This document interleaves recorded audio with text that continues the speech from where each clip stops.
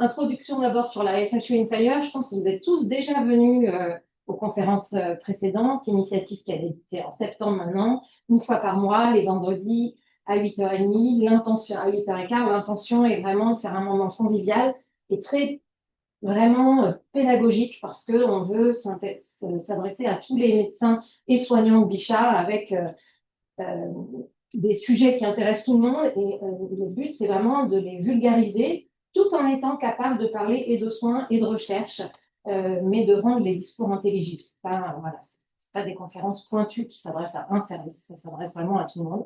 Et aujourd'hui, typiquement, le thème transversal, le débit de filtration glomérulaire, ça mesure son estimation. Je ne me suis pas présentée, mais Emmanuel Vidal-Petiot, je travaille dans le service des explorations fonctionnelles et le responsable du secteur rénal de ce service, c'est donc Martin Flamand, qui est quand même probablement un des meilleurs experts mondiaux du DFG. Donc, vous avez la chance d'avoir Martin Flamand qui va vous expliquer aujourd'hui. Et quand on parle de pédagogie, je pense que ça va être assez bien incarné. Je m'avance pas trop en disant ça. Donc, merci beaucoup d'avoir accepté de faire cette conférence et merci à vous d'être là pour l'écouter. Avec grand plaisir. Donc, effectivement, aujourd'hui, on va parler de l'évaluation de la fonction rénale et donc l'estimation du débit de filtration glomérulaire. On est vraiment dans une sorte de formation continue parce que finalement, les choses sont relativement évolutives. Depuis environ 50 années où on a commencé à proposer, il a été proposé l'estimation du débit de filtration glomérulaire à partir de marqueurs plasmatiques. De nombreuses formules d'estimation ont été proposées. Et donc, c'est bien de faire un peu le point parce que, en fait, dans la multiplicité de l'offre, savoir finalement quelles sont les performances des formules, qu'est-ce qu'il faut utiliser et quelle confiance on peut donner dans ces formules. Alors, de façon, je ne sais pas si c'est comme ça. C'est à la main. Oui. Dessus. Ouais.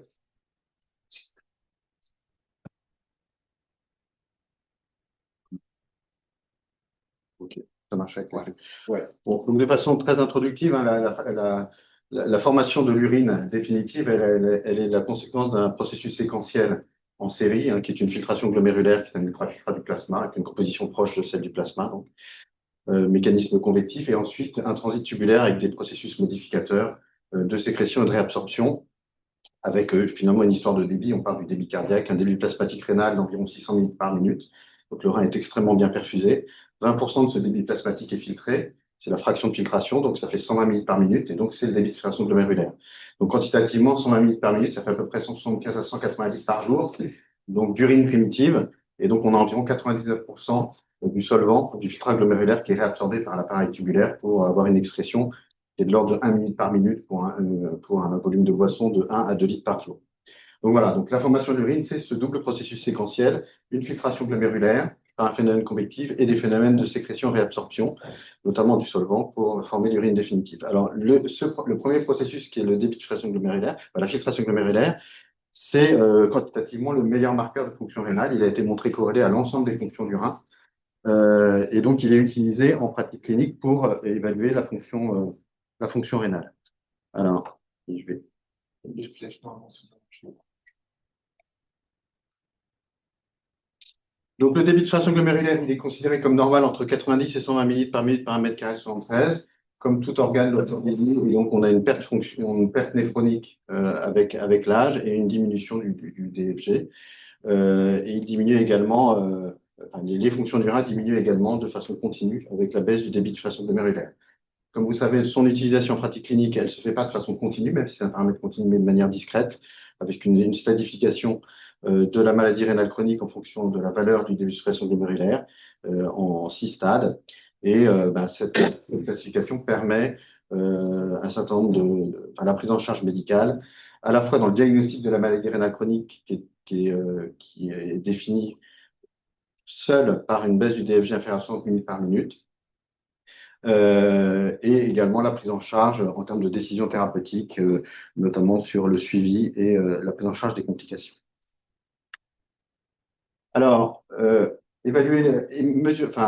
apprécier le débit de filtration glomérulaire peut se faire soit par mesure, soit par estimation. Donc la mesure, en fait, c'est déjà sémantiquement un peu une extrapolation, parce qu'en réalité, ça reste un calcul. On ne peut pas mesurer directement le débit de filtration glomérulaire. mais on peut le calculer indirectement à partir de traceurs exogènes qui ont un comportement idéal. Et dans ce cas-là, on appelle ça une mesure parce que ça reste du gold standard.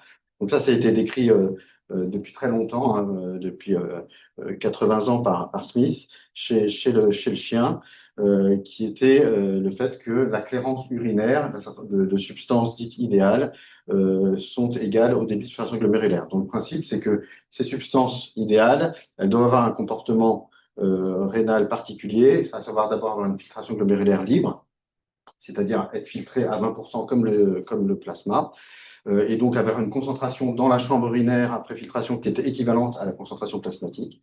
Et donc, pour avoir une filtration glomérulaire libre, ces substances doivent avoir un faible poids moléculaire et ne pas être liées à l'albumine. Et puis ensuite, dans le transit tubulaire, elles doivent avoir un comportement neutre, c'est-à-dire être ni réabsorbées par le tubule, ni sécrétées. Et à cette condition-là, donc on peut faire l'hypothèse que le débit filtré, qui est le produit de la concentration plasmatique par le débit de filtration glomérulaire, est égal au débit excrété, qui est égal à la concentration urinaire par le débit urinaire. Et donc, quand on a une équivalence des deux termes, vous voyez que finalement, la clairance urinaire, qui est le rapport entre l'expression urinaire de la substance et sa concentration plasmatique, est égale au DFG. Et donc, on peut en déduire que la clairance urinaire des substances qui ont ce comportement-là est égale au DFG. Alors ça, on l'utilise dans nos structures pour mesurer le DFG à partir donc de substances idéales, essentiellement des radioisotopes ou éventuellement des produits de contraste iodés rendus hydrosolubles comme le Iohexol. Mais il n'y a pas de substance endogène qui a un comportement strictement idéal. Alors, la substance endogène dont le comportement se rapproche le plus d'une substance idéale, c'est la créatinine, qui est produit du métabolisme musculaire de la créatine. Tous les jours, on métabolise notre créatine en créatinine par une réaction de cyclisation spontanée, hein, c'est pas une réaction enzymatique. Et donc, on a une sorte de pompe qui déverse dans la circulation de la créatinine, environ 1% de notre stock de créatine donc, qui est déversé dans la circulation sous forme de créatinine. C'est une molécule de faible poids moléculaire, donc qui est librement filtrée, et qui, une fois filtrée, a un comportement tubulaire qui est pas totalement neutre, mais en tout cas, il n'est pas réabsorbé et est simplement un tout petit peu sécrété. Donc, si on fait cette hypothèse-là, et qu'on reprend ici cette image que je donne souvent parce que vous allez voir qu'elle est intéressante pour expliquer les formules d'estimation, si on considère qu'on a une sorte de pompe qui déverse dans la circulation en continu de la créatinine, hein, qui dépend de notre masse musculaire, on a un milieu intérieur dans lequel on a une certaine valeur de créatininémie, enfin de créatinine plasmatique, et puis cette créatinine est filtrée. Et donc, si on représente ici dans cette représentation analogique, le débit de filtration glomérulaire sera représenté par l'ouverture de la bonde au fond de cette baignoire. Et puis, on a une colonne de pression qui serait la créatininémie. Donc, la charge filtrée, c'est le produit du DFG par la créatininémie, hein. Dans chaque litre de filtrat, on a une quantité de créatinine qui correspond à la concentration plasmatique, donc le produit des deux. Et puis, comme le comportement est relativement neutre, à part cette petite sécrétion, ben, on récupère dans l'urine une expression qui est égale au débit filtré. Donc ça, finalement, c'est ce que je vous ai dit tout à l'heure, mais appliqué à la créatinine. Et donc, on peut en déduire que la clairance de créatinine est à peu près égale au DFG. Il y a une petite nuance, c'est que la créatinine est en partie sécrétée pour à peu près 20%. Et en réalité, l'expression urinaire, elle est la somme d'une charge filtrée plus une charge sécrétée. Et donc, finalement, la clairance de créatinine, c'est, vous voyez, UV sur P filtré, donc le début de filtration glomérulaire, plus une part de clairance attribuable à la sécrétion. Donc ça, c'est quelque chose qui est connu, c'est que la clairance urinaire de la créatinine surestime le DFG d'environ 20 à 30%. Et vous voyez, on le voit bien ici quand on prend plusieurs milliers de patients dans lesquels on mesure la clairance de créatinine et on mesure le DFG par une méthode de référence. Donc là, c'est une représentation de Blant et Altman avec la moyenne et la différence. On voit déjà que tous les patients ont une clairance de créatinine qui surestime le DFG. Vous voyez, tous les points sont positifs, au-dessus de zéro. Donc ça, c'est physiologique. Il y a bien une part de sécrétion tubulaire. Et puis le deuxième élément intéressant, c'est que vous voyez, il y a une corrélation positive entre la part de clairance attribuable à la sécrétion, qui est la différence entre les deux, et la valeur du DFG. Donc, plus le DFG augmente, plus la part de clairance attribuable à la sécrétion augmente, avec un facteur de proportionnalité qui est d'environ 0,7, ce qui n'est pas inintéressant parce on peut un peu modéliser quand même la sécrétion tubulaire de créatinine à partir et en déterminer un débit de filtration glomérulaire moyen en normalisant par la sécrétion. Vous voyez, il y a quand même une grande variabilité interindividuelle, hein. Pour une même valeur de DFG, on a quand même une part de clairance qui peut être extrêmement variable. Alors, cette sécrétion tubulaire rénale de créatinine, elle dépend du tube contourné proximal, hein, par un certain nombre de transporteurs. Donc, la créatinine est un cation. Donc, le transporteur, là, on est côté interstitium sang, là, on est côté urine, tubule. Donc, le transport, il se fait par voie transcellulaire, par un transporteur cationique qui est au CT2, par d'autres transporteurs sur le versant apical. Et de façon intéressante, il y a un certain nombre de médicaments qui entrent en compétition avec la sécrétion tubulaire rénale de créatinine, donc en particulier le Bactrim, mais également un certain nombre de médicaments antirétroviraux. Il y en a qui rentrent également en compétition avec le transport apical. Et donc, chez ces patients qui ont ce type de traitement, eh bien, n'ayant pas de sécrétion tubulaire rénale de créatinine, ils ont paradoxalement une clearance urinaire de créatinine qui est égale au DFG. Donc, en fait, on a tous, enfin, la population générale a une clearance de créatinine qui surestime le DFG d'environ 20 à 30%. Mais les patients traités par ce type de traitement ont une clearance urinaire de créatinine qui est égale au DFG. Donc ça a été, c'est intéressant parce qu'il a même été proposé de mesurer le DFG à partir de la clearance de créatinine en bloquant la sécrétion tubulaire rénale de créatinine. Donc ça avait été proposé dès 1988 avec de la cimétidine. En pratique clinique, on n'utilise pas cette méthode pour mesurer le DFG parce qu'on ne sait jamais si on inhibe complètement la sécrétion tubulaire rénale de créatinine. En revanche, ce qui est certain, c'est que quand on bloque la sécrétion tubulaire rénale de créatinine, on augmente la créatininémie sans modifier la créatininurie à l'état d'équilibre. Je vais vous parler d'autolimitation. Mais donc, ces patients-là ont clairement une sous-estimation du DFG par les formules d'estimation. Alors ça m'amène à aborder une notion qui est importante pour comprendre les formules d'estimation, qui est la notion d'homéostasie de la créatinine par autolimitation. C'est-à-dire que, donc, c'est pour ça que je vous ai mis cette représentation. Vous voyez qu'on a, ça c'est tout à l'heure, on a à l'état d'équilibre une certaine production de créatinine, une certaine créatininémie, une certaine filtration qui est le produit du DFG par la créatininémie, et puis une certaine expression. Si on imagine qu'on va diminuer le débit de filtration glomérulaire, par exemple, on enlève un rein et qu'on divise par 2 le débit de filtration glomérulaire, qu'est-ce qui va se passer? De façon très simple, forcément, la filtration glomérulaire de créatinine va diminuer par une baisse du débit de filtration glomérulaire. Et donc, vous allez diminuer l'expression. Et donc, de façon transitoire, vous allez vous retrouver en déséquilibre, puisque vous allez avoir une expression qui est inférieure à la production. Donc, mécaniquement, en fait, la créatininémie va monter, puisque vous accumulez de la créatinine. Et donc, la créatininémie augmentant, vous allez augmenter la filtration par l'effet créatininémie. Le DFG est toujours divisé par 2. Donc, vous allez augmenter l'expression urinaire de créatinine. Tant qu'il reste inférieur à la production, bien, la créatinine augmente dans le sang. Et puis, il va arriver à un moment donné où la créatininurie va à nouveau devenir égale à la production musculaire. On va atteindre un nouvel état d'équilibre avec une valeur de créatininémie plus élevée. Et de façon assez simple, hein, quand on divise par 2 le débit de filtration glomérulaire, on atteint un nouvel état d'équilibre quand la créatininémie a été multipliée par 2. Donc, il y a proportionnalité inverse entre DFG et créatininémie. Vous voyez que chez quelqu'un qui a insuffisance rénale par rapport à un normorénal, vous voyez, cette personne-là a un DFG divisé par 2, la créatininurie reste la même pour une masse musculaire donnée. La seule chose, c'est que l'insuffisance rénale, pour atteindre cet équilibre, eh ben, il doit avoir une créatininémie qui est multipliée par 2. Donc ça, c'est le phénomène d'autolimitation. C'est-à-dire que la valeur de créatinine dans le sang n'est pas régulée, mais elle s'établit mécaniquement à la valeur qui permet que l'expression urinaire soit égale à la production. Et donc, ça veut dire que la créatininurie, en fait, l'expression urinaire de créatinine n'est pas un reflet de la fonction rénale, c'est simplement un reflet de masse musculaire. D'accord ?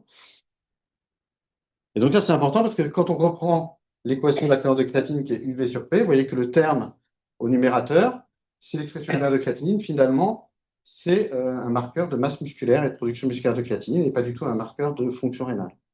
Et donc, à partir de cette constatation, vous voyez qu'on retrouve ici, par exemple, si je lis la valeur du DFG et la créatinémie, on voit bien qu'on a une relation hyperbole inverse.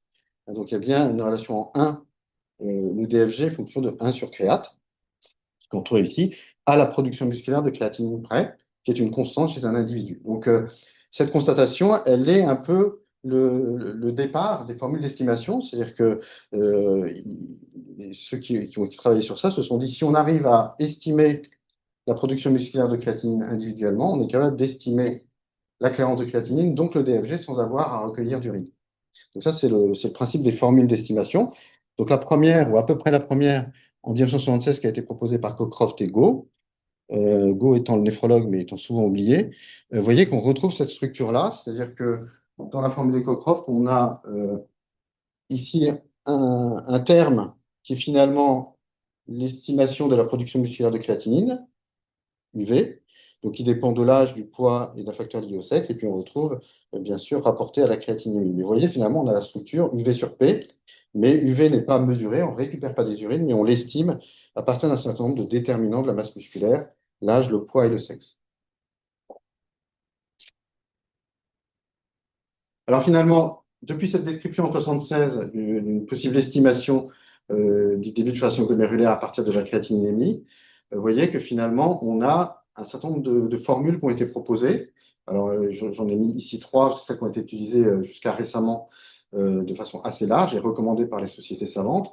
Et finalement, vous voyez qu'on retrouve toujours un peu la même chose, c'est-à-dire dans toutes les formules, quelles qu'elles soient, on a un terme qui est finalement une estimation de la production musculaire de créatinine, et puis rapporté à la créatininémie, qui est plus ou moins avec un facteur fin. Alors bien sûr, les méthodes pour arriver à ces formules d'estimation sont un peu différentes avec le temps. Donc actuellement, bien sûr, les formules les plus récentes ont été obtenues par un modèle de régression dans lequel on essaye d'expliquer la créatininémie. C'est-à-dire que quand on a une créatinémie chez un individu, ou dans une population, elle est explicable bien sûr par le DFG, premier facteur d'explication. On va dire que le DFG explique à peu près 60% de la variance dans un modèle de régression. Donc la créatinine est expliquée pour 2 tiers par la fonction rénale, la filtration glomérulaire. Et vous voyez que finalement, elle est aussi expliquée par l'âge, par le sexe, par éventuellement un facteur ethnique. Et donc, on est dans un modèle de régression multiple assez classique statistique dans lequel on a une variable à expliquer qui est la créatininémie. On a des facteurs, des variables explicatives. Et à partir de ça, on arrive à sortir une équation qui est une estimation du DFG en rapatriant le créate en fait de l'autre côté de l'équation. Alors, je reviendrai sur les formules après. Un petit mot quand même, de chimiste ici, donc je ne pouvais pas ne pas faire une petite diapositive sur la façon dont on dose la créatinine, parce que finalement, ce n'est pas forcément quelque chose qui est très enseigné. Il faut savoir que la créatinine plasmatique, elle peut être dosée de 4 façons différentes. Donc, il y a deux façons, on va dire, qui sont des gold standards, qui ne sont pas faits en routine clinique, qui sont l'HPLC et la spectromasse. Et puis finalement, dans nos laboratoires, soit de ville ou hospitaliers, on a 2 façons vraiment de doser la créatinine. La méthode historique, qui est une méthode colorimétrique, réaction par le picrate de Jaffé, qui est relativement faible coût. Je me donnerai le coût exact, mais je pense que ça doit être de l'ordre de 30 centimes par dosage. Le problème de cette méthode colorimétrique, c'est qu'elle a pas une spécificité totale. Il y a des croisements qui peuvent se faire, notamment avec les chromogènes, dont la bilirubine. Et donc finalement, quand on dose une créate par cette méthode-là, on a un bruit qui est lié au croisement avec les chromogènes. Alors ce bruit, il a été estimé quantitativement, hein. Il est d'environ 26 micromoles par litre, et il est constant quelle que soit la valeur de créatinine.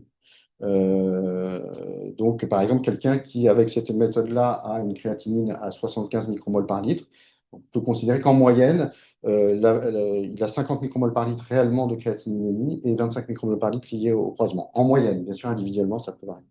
Alors, les biochimistes et les biologistes ont cherché depuis 50 ans, enfin depuis très longtemps, à essayer de diminuer, enfin d'augmenter la spécificité du dosage par cette méthode colorimétrique. Donc, par exemple, il a été proposé de dialyser les plasmas, les ultrafiltrés pour éliminer les grosses molécules. Donc, ça, c'était une des méthodes. Et puis, surtout, dans les années 90, mise en place de méthodes cinétiques dans lesquelles finalement la réaction colorimétrique a été étudiée dans le temps. Et probablement, les cinétiques de colorimétrie n'étaient pas la même avec la créatinine, avec d'autres chromogènes. Et donc, on arrivait un peu à cibler et à augmenter la spécificité. Puis alors, justement, donc la méthode compensée, vous voyez qu'ici, c'est une autre méthode. Elle rappelle ce que j'ai dit sur le signal sur bruit. C'est-à-dire qu'il y a une méthode qui était simplement de retirer systématiquement 25-26 micromoles par litre à la valeur obtenue. Ce qui est vrai en population générale, individuellement, ça n'a pas beaucoup de sens. Alors, la vraie révolution en fait, dans le dosage de la créatinine, c'est la méthode enzymatique, qui est proposée depuis le début des années 2000. Donc, l'idée, c'est de mettre en contact l'échantillon avec une créatininase qui va dégrader la créatinine. Et le produit de dégradation, lui, après, il est dosé par méthode colorimétrique, mais le produit de dégradation, il n'y a pas de croisement avec les produits de dégradation. Donc, c'est une méthode intéressante parce qu'elle est très spécifique. Elle a un coût qui est de l'ordre, je crois, de 70 ou 80 centimes d'euros. Et donc, elle est surtout intéressante dans certaines populations. Et elle est surtout intéressante dans les populations dans lesquelles la créatinine est basse. Parce que, bien sûr, par exemple, quelqu'un qui a une insuffisance rénale terminale et qui a 500 micromoles par litre, il a le rapport signature-bruit, il n'est pas si mauvais que ça, parce que finalement, il est toujours de 25 micromoles par litre pour 500 micromoles de créatinine. En revanche, pour les patients normaux-rénaux, hyperfiltrants ou les populations pédiatriques, dans des valeurs de créat basse, le rapport signature-bruit est beaucoup moins bon. D'ailleurs, les pédiatres disent que la mise à disposition de la créatinine enzymatique a révolutionné la façon dont ils appréhendent les choses. C'est qu'avant, une créatinine qui variait chez un enfant, ils avaient du mal à l'interpréter. Aujourd'hui, une petite variation de créatinine enzymatique a une vraie valeur diagnostique dans ces populations. La deuxième révolution dans le dosage de la créatinine, c'est sa standardisation. Ça peut paraître bizarre, mais jusqu'au début des années 2000, il n'y avait pas de standardisation du dosage de la créatinine. Et donc, quand vous aviez un échantillon que vous le passiez sur plusieurs automates, vous pouviez avoir une différence de l'ordre de 20%. Et donc, depuis le début des années 2000, le dosage de créatinine est standardisé à partir de contrôles et de standards obtenus par spectrum masse. Et là, juste pour vous donner un peu une idée de l'ère pré-standardisation et post-standardisation, vous avez ici l'étude d'ANES 3 là, qui avait été rapportée par Joe Koresh, de l'équipe d'Andrew Livet là, à Boston. Il y avait une étude dans l'ANES 3, étude épidémiologique, où ils avaient regardé la prévalence de la maladie rénale chronique en fonction de l'âge. Et vous voyez, globalement, dans cette étude-là, au départ, on avait une prévalence de la maladie rénale chronique stade 3 jugée sur la valeur de DFG estimée qui était de l'ordre de 50% entre 70 et 80 ans. Il a repris les échantillons, il les a standardisés, il a refait l'étude et donc les résultats étaient de 16%. Donc, bon, en tout cas, à l'échelle d'une population, clairement, avant l'ère de standardisation, je pense qu'on faisait un peu n'importe quoi. Donc, les deux grandes avancées quand même dans le dosage de la créate, c'est la créatinine enzymatique et sa standardisation. Alors, il y a à peu près 13-14 ans, il y a eu des vraies recommandations qui font encore date de la HAS sur un certain nombre d'éléments, et notamment sur la méthode de dosage pour doser la créatininémie. Et donc, ils ont défini que seuls les dosages de créatinine traçables à l'IDMS devaient être utilisés et que les performances analytiques des méthodes enzymatiques étaient clairement supérieures à celles des méthodes de Jaffe. Et donc, il fallait utiliser de manière généralisée les techniques enzymatiques dans toutes les situations cliniques. Ce n'est pas encore fait de façon systématique 15 ans après. Mais globalement, les recommandations de l'HAS 2011, c'est les créatinines doivent être standardisées et enzymatiques. Alors, avant 2021, vous allez voir, il y a une petite rupture en 2021. Mais avant 2021, les principales formules utilisées en population générale, c'est la formule de Cochrane dont on a parlé, la formule MDRD qui a été proposée en 1999 par l'équipe de Boston et la formule CKDP par la même équipe en 2009 et 2011. Donc la formule de Cockcroft, j'en ai parlé, elle visait à estimer la cléarance de créatinine. Petite population, hein, aujourd'hui une telle formule ne passerait jamais en termes de publication. Hein. Elle a été faite chez à peu près 220 patients. Il y avait 15 femmes sur les 215, donc complètement déséquilibré. Et d'ailleurs, pour la petite anecdote, le facteur sexe dans la formule de Cockcroft, ce que je vous l'ai montré, n'est pas issu de la modélisation, mais il est uniquement théorique sur la différence de masse musculaire connue à l'époque entre les hommes et les femmes. Donc, il n'était même pas rentré dans le modèle. Enfin, il est dans l'équation, mais il n'a pas été modélisé. Le résultat est en minutes par minute, et donc c'était une créate Jaffe. Donc la vraie évolution, alors entre 1976 et 1999, il y a un certain nombre de formules qui ont été proposées en pédiatrie, chez le transplanté, etc. La vraie rupture, c'est 99, avec la formule donc, dans une cohorte américaine MDRD. 99, puis 2001 à 4 variables, qui est celle qui a été utilisée très longtemps, puis recalculée après la standardisation. Donc, vous voyez, on est vraiment sur, là, on est 2000 patients malades rénaux chroniques qui visaient à estimer non pas la cléarance de créate, mais une vraie mesure de DFG par iota-la-mat. La modélisation statistique, elle était faite contre un DFG qui était normalisé à 1,73 m, donc la formule donne directement un DFG normalisé à la surface corporelle. Et vous voyez que dans cette formule, on a le sexe, l'âge et un facteur ethnique. Donc le poids a disparu. Dans le modèle de régression, finalement, le poids était plutôt un distracteur que d'amélioration et d'augmentation de l'explication de la créatinine. La méthode de Jaffe était une Jaffe cinétique. Et puis, on a deux formules, une pour une créate non standardisée, une pour une créate standardisée. Elle a été longtemps recommandée. Puis la formule CKD-EPI, toujours de la même équipe en 2009, vous voyez que elle est cette fois-ci des petites différences. Elle a été établie contre un DFG qui avait été fait de façon avec plein de méthodes différentes, plein de centres. Donc 12 000 patients, 8 000 dans la cohorte pour établir la formule et 4 000 pour une cohorte de validation. Toujours donne un résultat standardisé, les mêmes facteurs sexe, âge et facteurs ethniques. La créatinine est dite enzymatique. En réalité, elle n'est pas vraiment enzymatique, mais elle a été recalculée secondairement pour dire qu'elle était enzymatique. Je ne rentre pas dans les détails. La créatinine était standardisée et elle a été recommandée depuis 2013 par les KDIGO. Alors, les formules CICADI et MDRAD, c'est vraiment les deux formules sur ces 15 dernières années qui ont été utilisées. Quelle est la différence entre les deux? Ben, la vraie différence, c'est que la formule CICADI-EPI, elle permet d'évaluer le DFG pour des valeurs très basses de créatininémie. Là, ici, je vous ai repris, c'est quelque chose que j'ai fait sur Excel, donc qui est vraiment totalement qui est artificiel, hein, ce n'est pas des données patients. J'ai fixé un homme de 60 ans caucasien et j'ai fait varier la créatininémie et j'ai regardé comment s'établissait la formule MDRD et la formule CICADI-EPI. Donc là, on comprend le comportement et la modélisation de ces deux formules. Mais la formule MDRD est en rouge, elle est à une seule pente, finalement, en exponentielle. Et vous voyez qu'aux valeurs très basses de créatininémie, on a des valeurs de DFG estimées qui sont extrêmement élevées, qui peuvent atteindre 300, 400 ou 500 millilitres par minute, ce qui est totalement non physiologique. Donc on sait que la formule MDRD aux valeurs très basses de créatinine n'a aucune valeur. Et donc d'ailleurs, dans les rendus biologiques, au-dessus de 90 millilitres par minute, on ne rend pas exactement la valeur, on dit simplement qu'elle est supérieure à 90. Donc la formule CICADI-EPI, elle a cette particularité de proposer qu'en dessous d'une certaine valeur de créatininémie, qui n'est pas la même pour les hommes et les femmes, la pente change. Et donc vous voyez qu'on a, on a deux pentes, et ce qui permet pour la formule CICADI-EPI de donner une valeur d'estimation même pour les valeurs basses de DFG. Alors maintenant, on va rentrer dans quelques éléments sur les performances et les limites des différentes formules d'estimation. Vous voyez qu'ici, quand je reprends une représentation du comportement d'une formule, donc suivant une représentation de Blanté-Altman, c'est-à-dire qu'en abscisse, je mets la moyenne de la mesure du DFG et de la formule d'estimation, et en ordonnée, je mets la différence. Pour vous donner un exemple simple, imaginons un patient qui a 50 millilitres par minute de DFG et 70 millilitres par minute de DFG estimé par la méthode ici. Donc, la moyenne des deux, 50, 70, c'est 60. Dans un abscisse, il va être là. Et la différence entre les deux, c'est 70 moins 50, c'est 20 millilitres par minute. Donc, plus 20. D'accord? Donc, la moyenne des deux méthodes, estimée et mesurée, et la différence. Donc, c'est-à-dire que tous les points qui sont au-dessus, DFG estimé moins DFG mesuré, quand c'est positif, c'est qu'on a une surestimation par la formule. Quand le point est en dessous de 0, c'est qu'on sous-estime le DFG par la formule. Donc, vous voyez, déjà d'emblée, on voit que dans ces représentations-là, on a, dans une population générale, une énorme dispersion des points, c'est-à-dire qu'un certain nombre de patients ont une valeur d'estimation qui est égale au DFG. Certains surestiment, certains sous-estiment.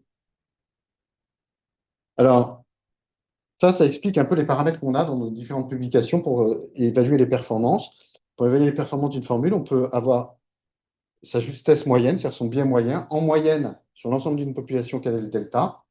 Donc, quand le delta est à 0, ça veut dire que la formule en moyenne a une justesse parfaite, c'est-à-dire qu'elle estime parfaitement le DFG en moyenne. Et puis, on a un deuxième élément qui est intéressant dans les différents papiers, c'est ce qu'on appelle les performances, la précision globale ou l'average within, qui est le pourcentage de patients dont le DFG estimé est entre plus ou moins X%, 10% ou 30% de la valeur réelle du DFG. Donc, ce paramètre, il est intéressant parce qu'il intègre à la fois la notion de justesse, mais aussi la dispersion. Une méthode qui serait très biaisée aurait une performance globale mauvaise par défaut d'estimation moyen, mais en même temps, une méthode qui serait très juste en moyenne, mais qui serait très dispersée, aurait également de mauvaises performances globales. Globalement, on comprend bien ce paramètre-là à partir de cette représentation-là. Vous voyez, comme c'est un pourcentage du DFG, eh bien, à 100 millilitres par minute, c'est le pourcentage de patients qui sont entre plus 10 donc, et moins 10, donc en fait 110 millilitres par minute ou 90 millilitres par minute, versus l'ensemble des autres patients. Donc, si on regarde un peu ces éléments de performance en population générale, vous voyez ici sur à peu près 4500 patients, vous voyez que la formule CICADI-EPI, elle a un biais moyen d'environ 3 minutes par minute. La formule MDRD, elle est à peu près à 0, donc elle est extrêmement juste. Et la formule de Cockcroft, à peu près à 6 minutes par minute. En termes de performance globale, plus ou moins 10%, on est à peu près à 2 tiers, entre 2 tiers et 3 quarts pour les formules MDRD, CICADI-EPI, et à 50% pour la formule de Cockcroft. Qu'est-ce que ça veut dire quand on dit ça? Ça veut dire que quand on utilise la formule de Cockcroft, par exemple, eh bien, on a une chance sur deux que la valeur qu'on obtient, elle soit entre plus moins 10 et plus 10% de la valeur réelle du DFG. donc 50%, qu'elle soit au-dessus ou en dessous. Si on prend le marqueur à 30%, bien sûr, les pourcentages augmentent. Alors, vous voyez, en fait, il y a des différences entre formules, mais les formules restent globalement quand même imprécises, même les formules qui sont recommandées. Donc, il y a une forte hétérogénéité des performances à l'échelle individuelle, mais vous voyez que finalement, ce qu'on va définir en population globale, ensuite, on sait que, on peut aussi évaluer, il y a une énorme littérature sur les performances des formules, aussi par sous-population. C'est-à-dire que, par exemple, il faut considérer que la sous-population des patients anorexiques, par exemple, ils vont plutôt avoir une surestimation moyenne du DFG.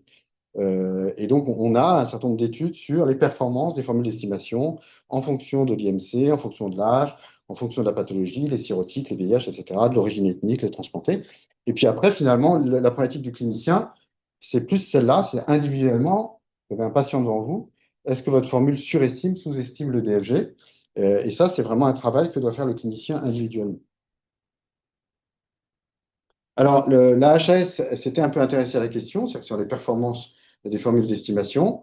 Il avait défini globalement, après avoir repris un corpus d'études, que la formule CICADI-EPI, proposée en 2009, était l'équation qui présentait les meilleures performances en termes de biais, de précision, d'exactitude, quel que soit le niveau de fonction rénale, et qu'elle pouvait être utilisée aux valeurs basses de créatininémie, et qu'elle devait être utilisée préférentiellement.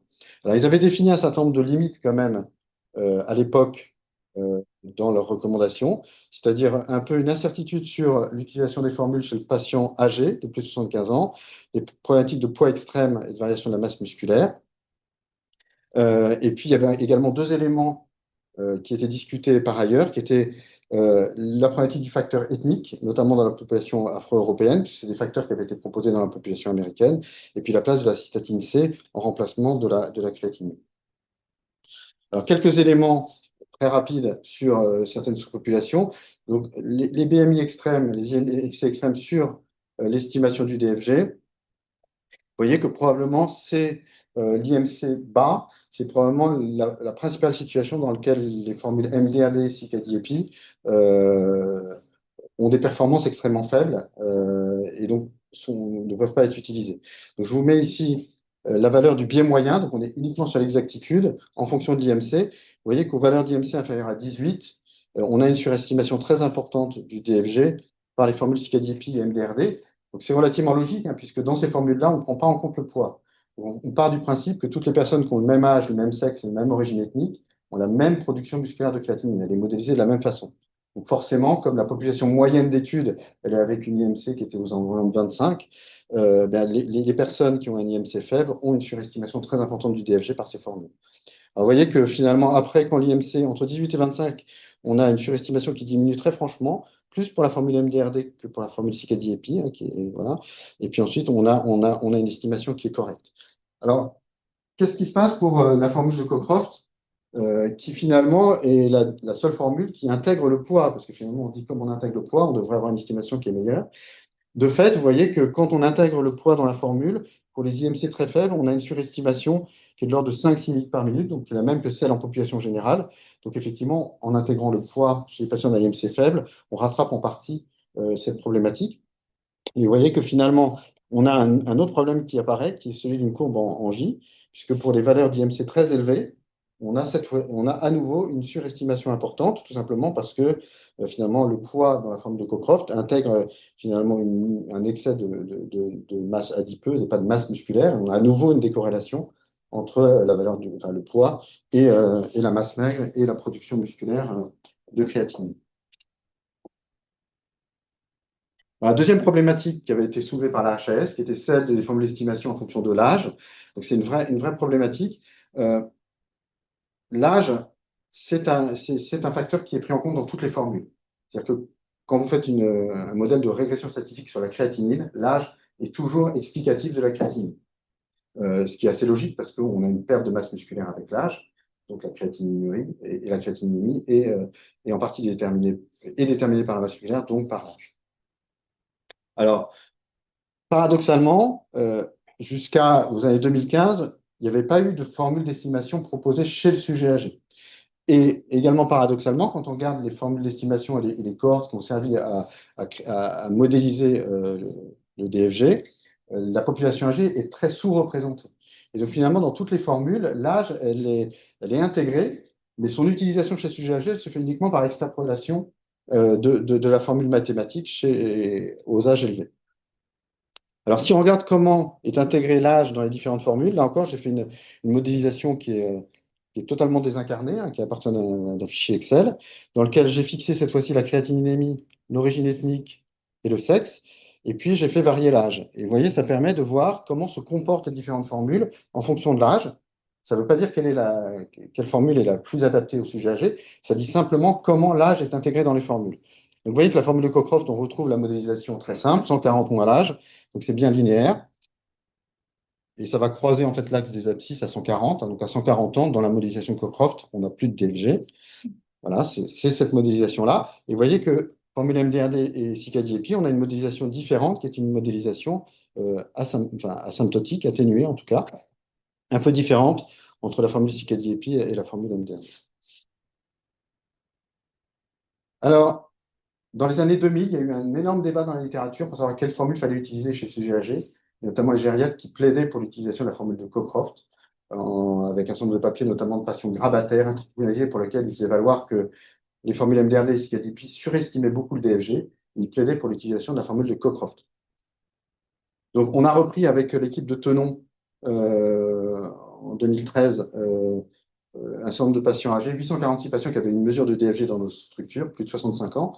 On a regardé un peu les performances des formules qui étaient utilisées à l'époque, CICADI-EPI, MDRD et Cockcroft. Vous voyez qu'en moyenne, chez les patients de plus de 65 ans, on avait des valeurs assez proches en termes de biais moyen, je ne parle pas de performance globale, on était à moins 1 pour le CICADI-EPI, à peu près à 0 pour MDRD et moins 3 pour le Cockcroft.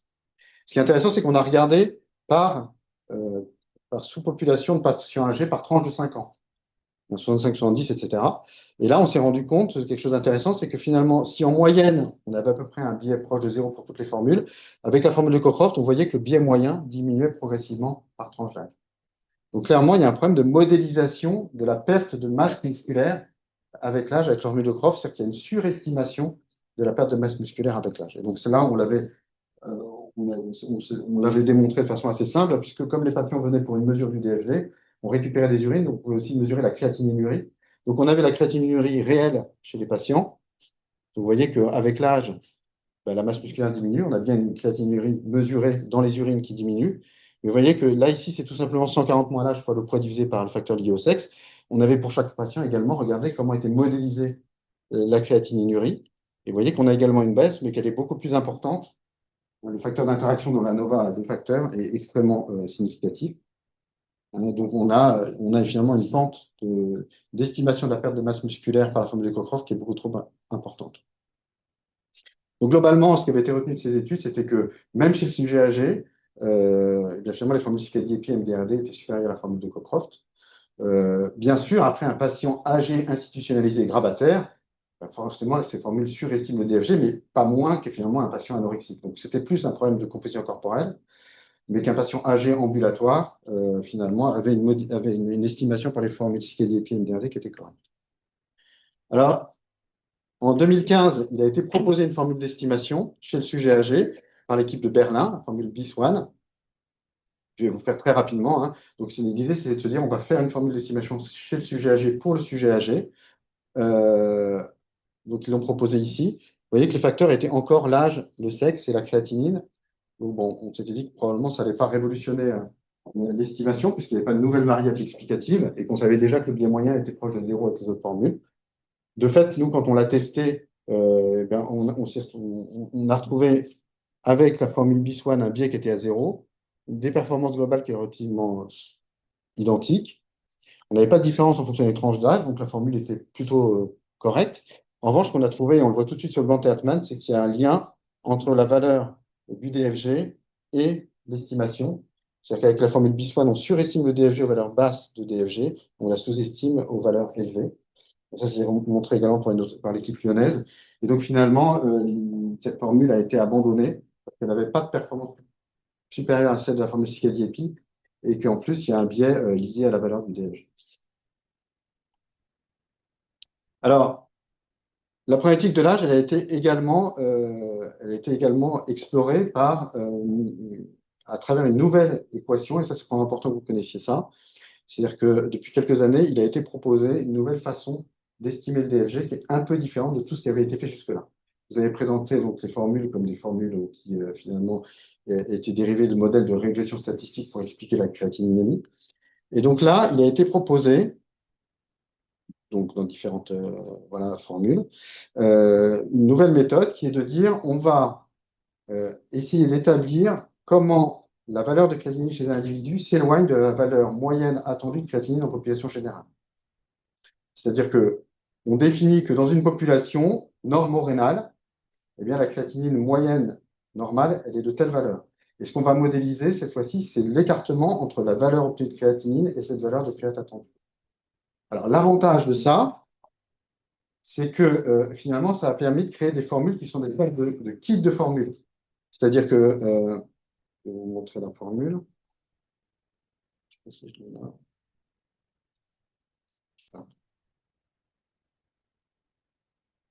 Je l'ai pas là. C'est-à-dire que, en fait, le problème des formules, c'est qu'elles sont établies dans une population particulière. Par exemple, la formule CKD-EPI, elle a été faite chez les Américains. Et donc, en fait, finalement, quand on l'applique à une autre population, on n'a pas forcément les mêmes compositions corporelles que la population dans laquelle elle a été établie. Et donc, c'est pour ça qu'on a des problèmes d'estimation. Donc là, l'idée, c'est de faire une formule qui est une sorte de kit de formule. C'est-à-dire que dans la formule, il y a un facteur Q qui est la créate moyenne. Et donc, cette formule, elle peut être exportée facilement. C'est-à-dire que, par exemple, cette formule, elle peut être utilisée dans une population ailleurs dans le monde.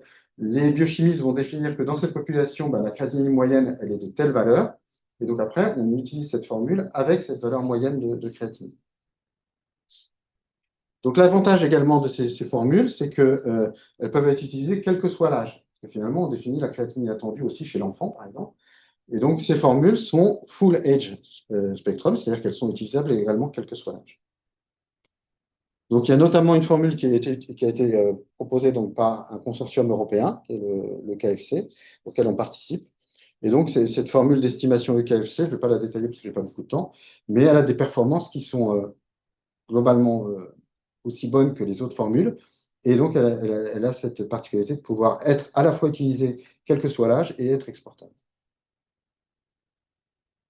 Dans les 2-3 derniers points que je voulais évoquer, avant de passer à la discussion, quelle est la problématique du facteur ethnique, qui est une vraie problématique qui a été soulevée ces dernières années.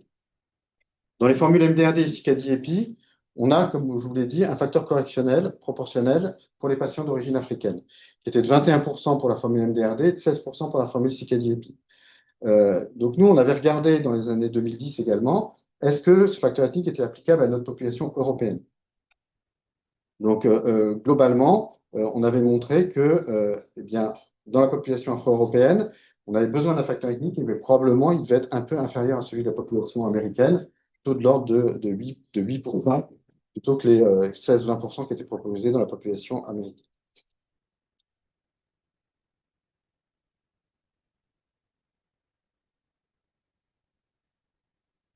Donc là, voilà, c'est ce que je présentais là. Et puis, en 2021, il y a eu une évolution, c'est-à-dire que les sociétés savantes américaines ont proposé de supprimer le facteur ethnique dans les formules d'estimation. Il y a eu tout un débat dans la littérature pendant quelques mois pour essayer de discuter l'intérêt ou non de maintenir un facteur ethnique dans les formules d'estimation. Donc, il y a des déterminants scientifiques, il y a pas des déterminants non scientifiques dans cette discussion. Ce qui avait été mis en avant pour dire qu'il ne fallait plus utiliser le facteur ethnique dans les formules d'estimation, vous allez voir, c'est des arguments un peu spécieux. Le premier argument, c'était de dire, quand on utilise un facteur ethnique dans la population d'origine africaine, l'accès à la greffe est retardé. Forcément, quand on utilise le facteur ethnique, l'estimation est supérieure à celle qu'on a quand on n'utilise pas le facteur ethnique. Donc finalement, les patients arrivaient plus tard à la greffe quand on utilisait le facteur ethnique. Bon, c'est un peu un argument spécieux parce que finalement, si le but c'est quand même de mieux estimer le DFG, voilà, la valeur du DFG était réellement supérieure et donc voilà. Alors, l'idée c'était de se dire, oui, mais ces patients-là ont probablement un métabolisme plus élevé et donc peut-être que finalement ils ont besoin d'accéder à la greffe pour une valeur du DFG plus élevée. Donc on rentre dans quelque chose de très compliqué, c'est de se dire c'est qu'on va compenser une différence par une erreur. Donc voilà. Et puis il y avait un deuxième argument qui était de se dire, ben, on utilise un facteur ethnique, mais finalement ce facteur ethnique il est binaire. Est-ce que le patient est d'origine africaine ou non? Alors que la réalité physiologique, c'est probablement beaucoup de métissage. Et donc finalement, est-ce qu'on peut vraiment catégoriser ça en deux parties? Bon, après, moi je pense que cet argument-là est discutable également, hein, puisque finalement c'est le principe d'un modèle de régression, c'est qu'on n'explique jamais complètement par une variable. Mais en tout cas, dans les modèles de régression, le fait de rentrer de manière binaire l'origine ethnique améliorait le modèle de régression et d'explication. Donc, je veux dire, c'est vrai aussi pour le sexe, c'est vrai aussi pour d'autres facteurs. On n'explique jamais complètement la variance par un facteur, mais à partir du moment où dans le modèle, il augmente l'explication du modèle, a priori, scientifiquement, il doit être utilisé. Donc, toujours est-il qu'en 2021, aux États-Unis, ils ont décidé du jour au lendemain d'abandonner le facteur ethnique. Ils ont proposé une formule sans facteur ethnique. Donc, bien sûr, on a regardé les conséquences de cette nouvelle formule sans le facteur ethnique dans notre population. Sans surprise, finalement, qu'est-ce qui se passe? C'est que, vous voyez, quand on n'utilise pas le facteur ethnique, eh bien, que ce soit avec la formule CKD-IP ou la formule MDRD 2009, ou avec, bien sûr, celle qui est d'emblée sans facteur ethnique, eh bien, on a une énorme différence entre les populations d'origine caucasienne et afro-européenne, de l'ordre de 8 millilitres par minute. Et donc, désormais, avec une surestimation du DFG chez les patients caucasiens, une sous-estimation chez les patients d'origine africaine. Donc, globalement, on va dire que c'est plus une décision, on va dire, avec des arguments scientifiques, mais probablement avec d'autres déterminants, notamment sociétaux, de décider de ne pas utiliser le facteur ethnique, en tout cas aux États-Unis, avec le prix à payer d'une perte de précision, enfin de justesse, qui est désormais sur l'ensemble de la population par surestimation chez les patients caucasiens et sous-estimation chez les patients d'origine africaine. Donc, je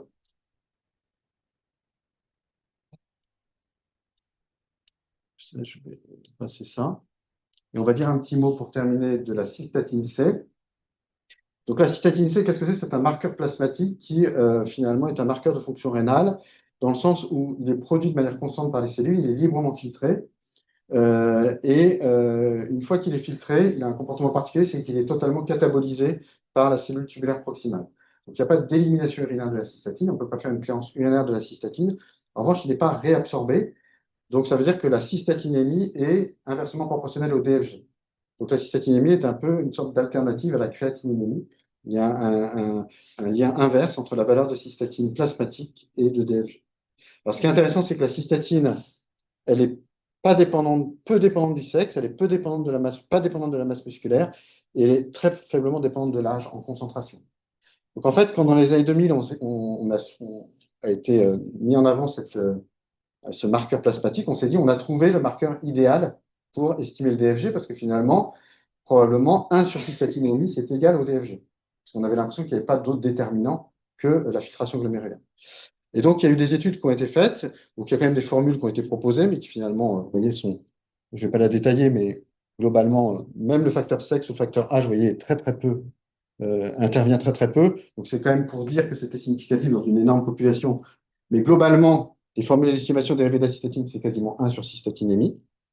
Et donc, en population générale, donc l'étude qui fait référence à l'étude du New England en 2012, dans lequel ils ont gardé les performances de la formule CKD-EPI créatinine seule, celle dont on a parlé en 2009, d'une formule dérivée de la cystatine et d'une formule mixte, cystatine et créatinine. Donc là encore, pour le faire court, globalement, cette étude a montré qu'en population générale, la formule CKD-EPI qui dépendait de la cystatine n'était pas meilleure que celle dérivée de la créatinine. Seule la formule mixte qui utilisait à la fois la cystatine et la créatinine avait des performances supérieures.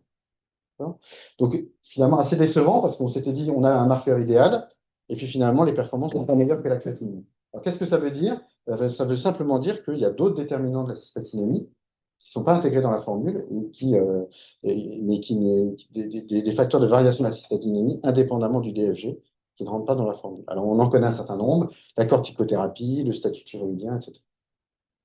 Alors donc finalement la cystatine, en termes d'évaluation du DFG, on va dire que ça n'a pas été une révolution comme on le pensait. En revanche, ce qui est intéressant, c'est que dans les populations dans lesquelles on sait que la créatinine est très mauvaise, eh bien, la cystatine peut, bien sûr, a des performances beaucoup plus, bien supérieures à celles de la créatinine. Donc, je vais passer ça. Et je vais terminer avec ça pour entamer la discussion. Donc finalement, Ouais, je termine avec cette représentation que vous avez vue plusieurs fois sur mes diapositives, qui est la représentation de Blanc-Altman. Parce que finalement, vous avez vu qu'on a un panel de formules d'estimation, hein, depuis 40 ans, ça a nourri la littérature, il y a une littérature quasiment infinie. Mais vous voyez que finalement, quand on dit qu'une formule est meilleure qu'une autre, eh ben, globalement, il faut quand même avoir un peu de recul et de se dire, oui, mais finalement, toutes les formules sont relativement imprécises. Parce que vous voyez, quand on regarde une représentation de Banté Altman, même une formule qui serait relativement performante par rapport aux autres, elle reste relativement imprécise. C'est-à-dire qu'individuellement, vous pouvez avoir un patient qui surestime de façon importante ou qui sous-estime de façon importante le DFG. Et donc finalement, le rôle du clinicien, quand il a un patient en face de lui, parce que lui, il n'a pas la mesure du DFG, donc il est incapable de savoir réellement que vaut sa formule, ben, c'est de mettre en regard un besoin clinique de précision, voilà, et puis la précision attendue de la formule. Est-ce que la formule va être précise ou non précise? Donc globalement, si vous avez un patient pour lequel vous n'avez pas besoin d'une précision très importante et qui a finalement une composition corporelle qui laisse penser que l'estimation est relativement juste, ben, vous pouvez utiliser les formules d'estimation. En revanche, si vous avez un besoin de précision très important et où vous êtes dans une situation dans laquelle vous savez que la formule d'estimation va être très imprécise, ben, dans ces cas-là, il va falloir que vous essayiez d'avoir d'autres éléments pour préciser la valeur de DFG. Alors, vous voyez que finalement, ce besoin de précision attendue, il peut être lié directement à la question. Par exemple, un patient qui doit donner son rein, ben, on a besoin d'une précision importante, et donc d'emblée, du fait de la question. Puis de temps en temps, elle est relative. Vous voyez que par exemple, si on doit adapter les posologies d'un médicament à 30 minutes par minute, ben, si vous estimez le DFG à 70 minutes par minute, que la précision soit bonne ou mauvaise, finalement, peu importe, vous savez que vous allez pouvoir adapter donner le médicament. En revanche, si vous l'estimez proche de 30 minutes par minute, vous voyez qu'on se retrouve dans une situation compliquée. Donc, quand on se retrouve dans une situation clinique où on a une imprécision qui gêne la décision clinique, qu'est-ce qu'on a comme alternative? Ben, d'abord, éventuellement d'utiliser la cystatine C pour le confronter. C'est comme ça, en tout cas, que les recommandations sont faites. Il faut savoir que le dosage de la cystatine, pour le coup, est beaucoup plus élevé, hein. Je ne sais pas combien c'est plus de 20 euros dans la cystatine, je crois. Entre 20 et 30 euros, donc on n'est pas du tout dans le même ordre d'idée. Et puis, éventuellement, on peut être amené à proposer individuellement des mesures du DFG de façon ponctuelle, de mesurer le DFG par des clairances de traceurs exogènes. Et donc, de temps en temps, on reçoit des patients parce que les cliniciens sont perdus, doivent prendre une décision clinique importante, une chimiothérapie, une néphrectomie, etc. Voilà, je vais m'arrêter là parce que je voudrais éventuellement pouvoir répondre à quelques questions. Général et plus bref. Je comprends que la masse musculaire joue un rôle important dans l'évaluation de la clairance, que l'âge, le sexe, le facteur ethnique, c'est un petit peu des reflets de la masse musculaire finalement. Pourquoi est-ce que dans les besoins, les cas où on a des besoins de précision importants, est-ce qu'on ne la mesure pas, cette masse musculaire? Maintenant, on a des balances qui nous donnent une évaluation de la masse musculaire. Est-ce que ça a été recherché? Alors oui, il y a pas mal de travaux sur ça. La littérature sur l'estimation de DFG est extrêmement large et extrêmement voilà, prolifique. Alors déjà, nous, on avait regardé, puisqu'on fait des compétitions corporelles à 5 compartiments, et on est capable de mesurer la masse mec sèche par le couplage d'EXA impédance-métrie. Quand on fait un modèle de régression dans lequel on rentre, on essaie d'expliquer la créatinine et on a le DFG et la masse mec sèche, on ne fait pas mieux que les formules d'estimation. Donc, globalement, en tout cas par ces méthodes-là, l'imprécision est pas mieux que ce qu'on peut modéliser. Et donc, en fait, c'est très coûteux voilà. En revanche, ce qui est intéressant, c'est qu'on est en train de publier avec l'équipe de Mondor, on a publié l'utilisation des scanners chez les patients, notamment sur la modélisation de la masse musculaire à partir des muscles paravertébraux. Donc, les patients qui ont eu un scanner pour autre chose, on est capable de mesurer la masse musculaire à partir des muscles paravertébraux. Et là, on améliore, effectivement, on arrive à améliorer, donc par une mesure directe de la masse musculaire. Et donc, c'est que l'impédance-métrie n'est pas bonne. Elle est corrélée, mais elle n'est pas très bonne. Et j'ai une question beaucoup plus brève. Les sportifs qui prennent de la créatine, comment est-ce que ça influe? Parce qu'on a eu une fois un bodybuilder qui arrive en musique avec une créatinine au plafond qui a très très vite baissé. Ce qui est sûr, c'est qu'effectivement, on a une augmentation très importante dans ce cas-là de la créatinurie, liée voilà, il y a un effet direct de la créatine sur l'expression rénale de créatinine et donc la créatinine. Donc, effectivement, les bodybuilders qui prennent de la créatinine, ça augmente la créatinémie du fait d'une augmentation de la production. Et donc, ça influe sur les formes d'estimation. Et quand tu as une franche différence DFG, CKD-EPI et avec la cystatine, donc, comment tu l'expliques? De temps en temps, souvent c'est assez corrélé, mais parfois il y a une vraie différence et du coup c'est la cystatine qui sera plus fiable. Alors, c'est difficile de dire. C'est-à-dire qu'en fait, c'est un peu individuel. C'est-à-dire que quand on a en plus des arguments pour penser que la créatinine est mauvaise, forcément, on considère que les formules dérivées de la cystatine sont plus précises. Mais tant qu'on n'a pas de vraies mesures, on est incapable de le dire. Et il y a des vraies situations cliniques dans lesquelles la cystatine est imprécise. C'est-à-dire que, et on le voit en moyenne, la précision globale de la formule dérivée de la cystatine n'est pas meilleure que celle de la créatinine. Donc, globalement, c'est plutôt quand on sait que la créatinine, le marqueur créatinine est imprécis, que finalement, on va étudier l'estimation avec la cystatine et qu'on considère arbitrairement, en tout cas, voilà, que la précision est meilleure avec ce marqueur. Mais c'est arbitraire.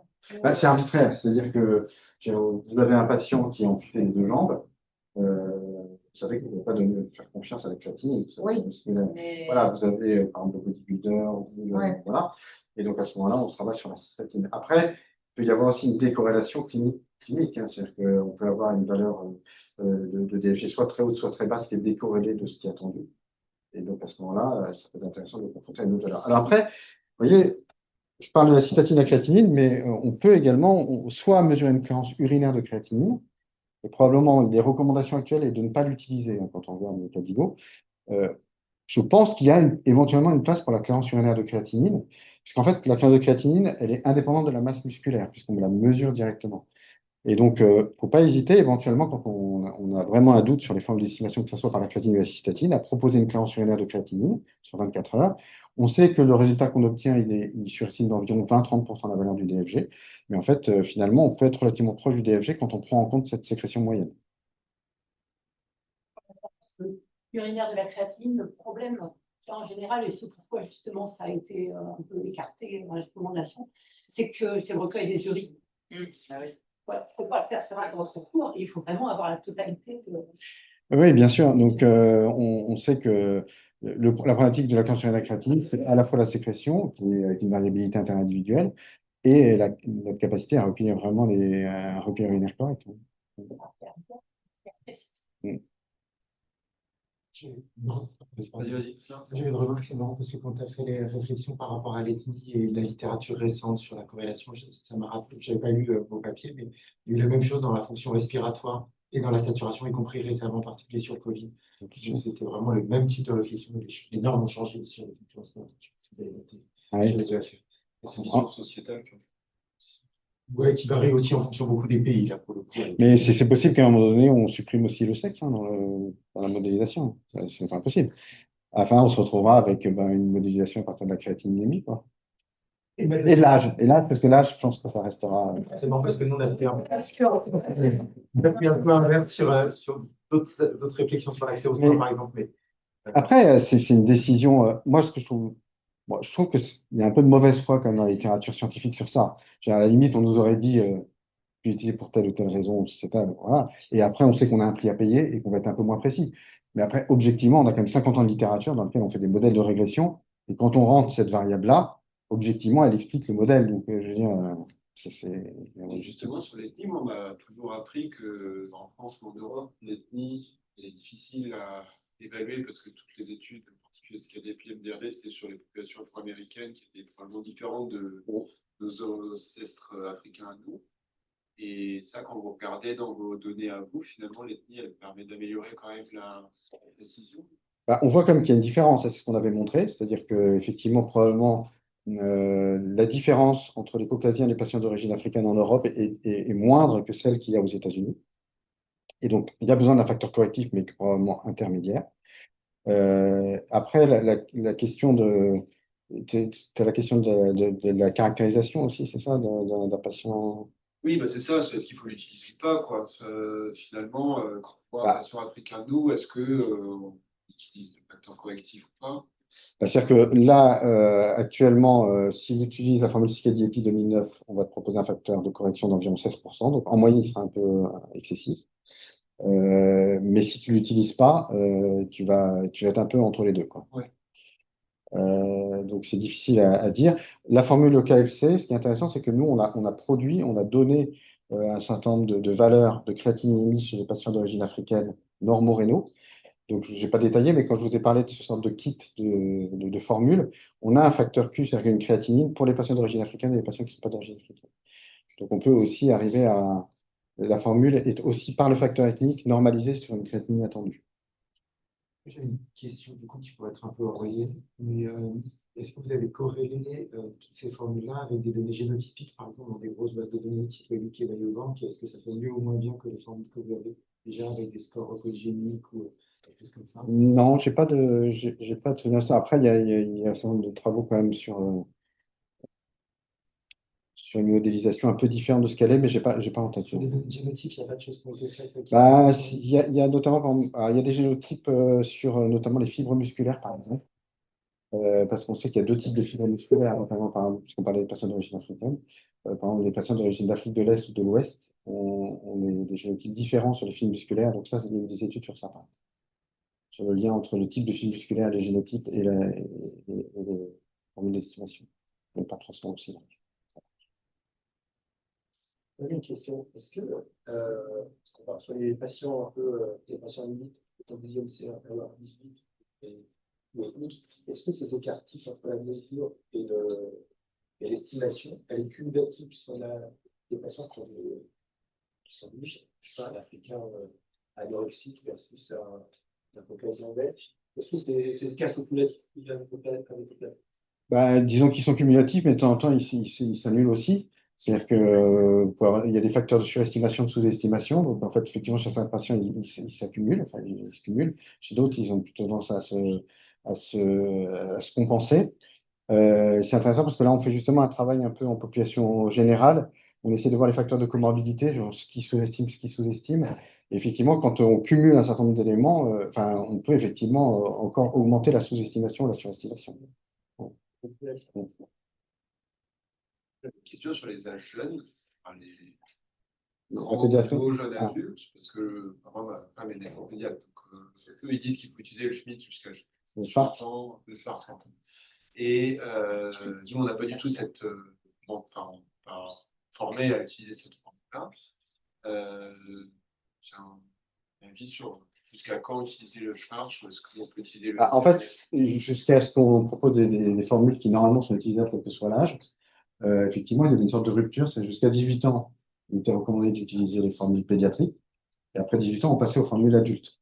Et en fait, du jour au lendemain, quand on regardait l'estimation chez un même patient, en fait, on voyait bien qu'il n'y avait pas de continuité. C'est-à-dire qu'il y avait une différence de DFG estimée qui pouvait être de plusieurs dizaines de minutes par minute, du jour au lendemain au jour anniversaire des 18 ans. Donc, on voyait bien qu'il y avait un problème de continuité des formules. Donc, bon, c'est aussi, je ne sais pas s'il l'utilise en nécropédiatrie, mais c'est l'intérêt de ces formules où finalement, a priori, on propose des formules qui doivent être continues quel que soit l'âge. Je sais qu'ils utilisent beaucoup plus la cystatinacée depuis longtemps que nous, mais j'ai l'impression qu'ils sont encore très Schwartz sur l'estimation, jusqu'à la transition à l'adulte, qui des fois peut être de 23 ans. Mais en fait, le problème, c'est qu'il y a aussi un biais d'utilisation, c'est-à-dire que quand une formule est utilisée pendant des décennies, c'est difficile de changer. On voit bien, même la formule de Cockcroft qui devrait être abandonnée depuis extrêmement longtemps, il y a encore des gens qui l'utilisent. Savoir si la formule de Schwartz, elle a été réévaluée avec les nouveaux dosages de créatine. Ah, bah, non. Quand Elle est morte, c'est une formule morte. C'est comme la formule de Cockcroft, parce que souvent, moi, quand je fais comme ça des topos, il y a des débats sur les adaptations posologiques, parce que dans le Vidal, il y a quand même beaucoup de Cockcroft sur les seuils, machin.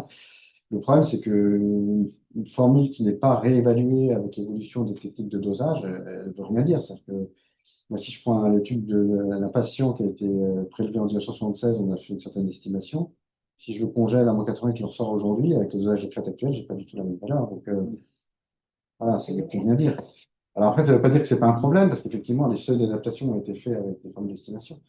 Après, les CADIGO, maintenant, ont clairement dit, depuis quelques années, que normalement, les études pharmaco devaient se faire avec des mesures du DFG. Parce que même si on fait aujourd'hui des études pharmaco avec des formules qui sont utilisées aujourd'hui, peut-être que dans 15-20 ans, on se retrouvera dans le même problème, avec le même problème. Donc, en fait, on ne s'en sortira pas tant qu'on ne fait pas des études pharmaco avec une vraie mesure du DFG. Puis après, le but, ça sera d'avoir des formules d'estimation qui se rapprochent le plus du DFG réel. Alors là, vraiment, Question très naïve, un peu pour rebondir sur ce que vous dites. Si je comprends bien, il n'y a pas de consensus au niveau national et à travers les hôpitaux. Et de ce fait, pour un même patient, un même échantillon, d'un hôpital à un autre, on peut avoir deux mesures différentes. Et est-ce qu'on peut imaginer qu'on peut avoir du coup deux diagnostics différents? Est-ce qu'on peut s'imaginer qu'en fonction de la formule choisie, on met deux mesures vraiment si différentes qu'on n'a pas plusieurs diagnostics différents? De fait, on a un panel de formules.